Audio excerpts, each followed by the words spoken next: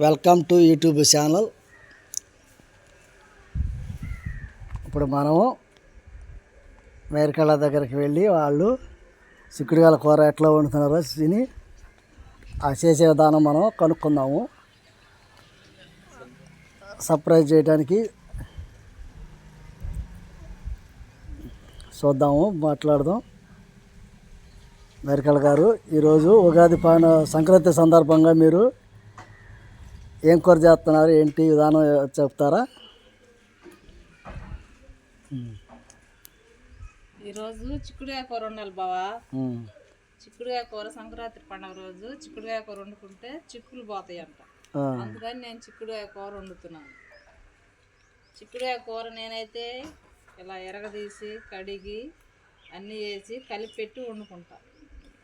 మీరైతే ఎలా వండుతారో నాకు తెలియజేస్తే నేను కూడా అలాగే చేస్తా. నేనైతే అన్నీ వేసి ఉప్పు, కారం, పసుపు, నూనె అన్నీ వేసి కలిపి పెట్టుకొని వండుకుంటా. సరే, వెనకాల మీ కామెంట్ ఎలా ఉంటుందో గెస్ట్ చేసి చెప్పండి.